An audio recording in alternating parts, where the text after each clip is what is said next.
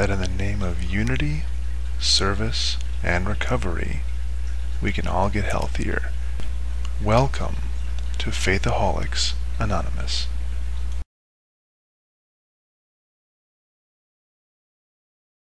Hello YouTube. I want to talk to you today about polarization. Polarization's first definition right off dictionary.com, which is my favorite place to go when I need one, is a sharp division as of a population or group into opposing factions. I want to talk about this behavior I've been seeing lately, and I want to talk about the kind of people who benefit from this type of behavior. To understand the benefits of polarization, you have to understand someone we'll call the authoritarian follower.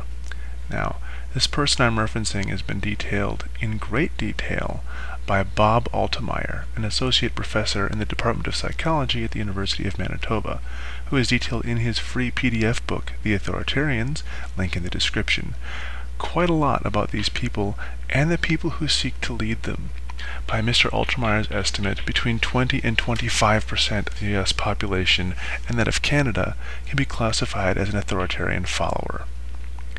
To put it bluntly, the authoritarian follower is someone who is looking for a despot, a leader who will tell them what to do instead of making them have to figure it out for themselves. Mr. Altemeyer goes on to define the traits of authoritarian followers, specifically a high degree of submission to the established legitimate authorities in their society. These are the authorities they see as legitimate, not necessarily the authorities who have legitimate rule. Secondly, high levels of aggression in the name of their authorities. This means that they are very prone to attack the outgroups and those they have been aimed at by the authority figure. 3. A high level of conventionalism. This is also shown by highly compartmentalized thinking. If the leader tells them something is true, it is true, even if it conflicts with something else the leader has told them is true. They do not compare the ideas side by side. Each gets its own little niche in their brain. Finally, these people are shown to be highly self-righteous. So who does polarization help? As I've said, on average, between 20 to 25% of the US and Canadian population, I'm sorry I don't have figures for Great Britain or any of those places people might be listening, are authoritarian followers. As a general rule, on any topic, if you can get people to have to do one thing or the other, you will get a roughly 50-50 split. If you can appeal to the authoritarian followers and then generate a polarized situation where it goes 50-50 thereafter, you are likely to win if there is any kind of electoral debate or if numbers matter. Now, I'm sure many of you will notice that this type of person is the bread and butter of our fundamentalist religious communities. They also flock to American conservative organizations. In fact, our local movement of the Tea Partiers are classic authoritarian followers.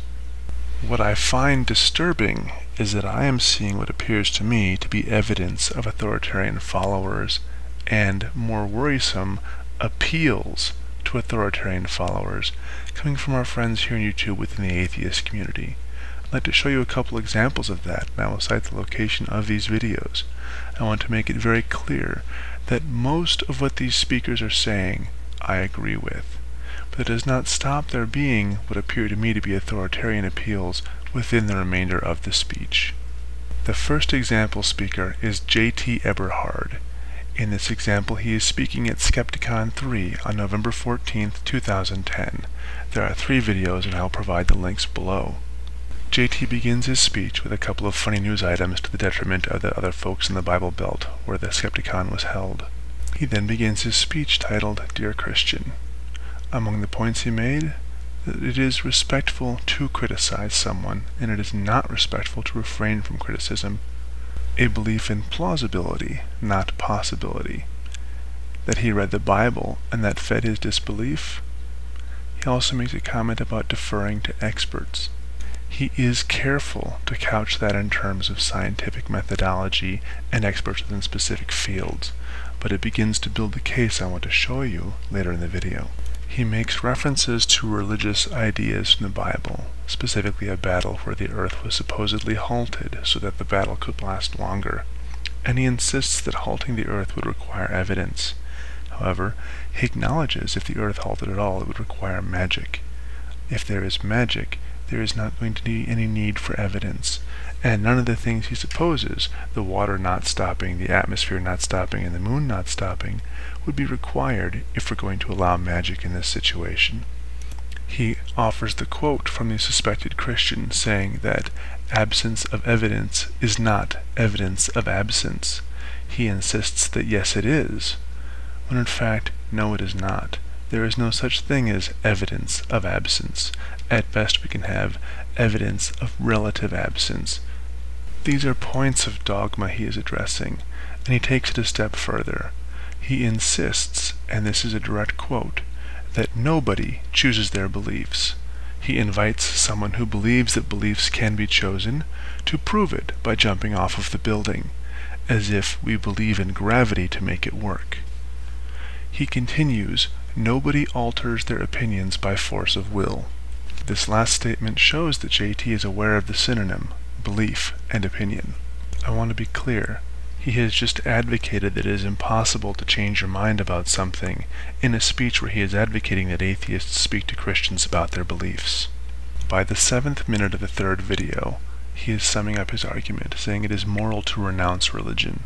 He will admit that most religious people are good, and follows it immediately with an appeal about the parents who deny their child critical medical help in the name of religion. This can only be used to indicate that it is a religion and not the ignorance of the parents causing them to deny the medical help to a child in need. He goes on to state that moderate religious persons hamstring the effort to be better for humanity, in effect aiding unwittingly the fundamentalists. He states that well-meaning people are twisted into monsters. He states that nothing canonizes irrationality as a virtue like faith, and that it would be immoral not to criticize these people and their beliefs. Over the course of this last part of the discussion, I'd like you to look at the video images I'm using. Look at the postures JT is taking as he makes these statements. Look at the fisted hands. Look at the hands clasped in prayer as he makes his appeal to the audience. And now please look at the audience response, the still images from the standing ovation his remarks received. These remarks which can be seen as a call to action for deliberate intolerance.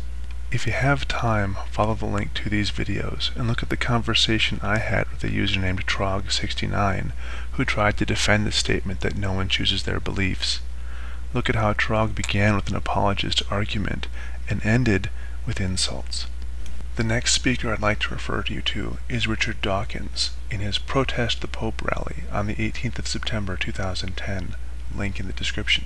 Now, in fairness, Mr. Dawkins was responding to comments by Pope Ratzinger, apparently lampooning atheists for Hitler. Mr. Dawkins spends the first 4 minutes of his film pointing out that Hitler was a Catholic. The point I want to illustrate from Mr. Dawkins here, that Dawkins acknowledges Stalin as an atheist, and then exempts atheism from the behavior of Stalin. That he has just spent the last 4 minutes lampooning all Catholics, not just those specifically involved, for the behavior of Hitler. Again, images of a cheering, standing crowd. In both instances, the speaker is using polarizing tactics, making very strong, bold statements against the out-group. You do not use this type of conversation with moderates. You use this type of conversation to sway authoritarian followers. Why do these people believe they need authoritarian support? No, I do not believe that JT or Dawkins are trying to build a subversive movement within our governments. No, I don't think they're a danger to us as it stands just right now. I'm concerned about where this sort of thing could go in the future. I'm concerned about something I call dental hygienist syndrome. Those of you here in the States have almost certainly gone in for a tooth cleaning, and you've almost certainly seen the person cleaning your teeth react horribly when they find out you aren't flossing enough, or brushing enough, or that you dare to drink soda through a can and not a straw. These people spend their entire day, 5 days a week or more, cleaning up after horrible neglect of other people's teeth. However, after a while, they begin to see moderate neglect as horrible neglect. When you lose sight of the moderate, you begin to address everything in a reactionary and triggered manner. It damages your ability to see the picture clearly, it damages your ability to think. If this is anything, it is a call for everyone involved in this type of conversation to take a step back and re-examine exactly how they see the situation, and to be careful who you appeal to. If you take no other lesson from that, look at the American Republican Party and what's going to happen to them as more and more Tea Partiers gain membership and a speaking voice. Look at the events in the states of Wisconsin and Michigan. These are the greatest warning I can show you for courting authoritarians.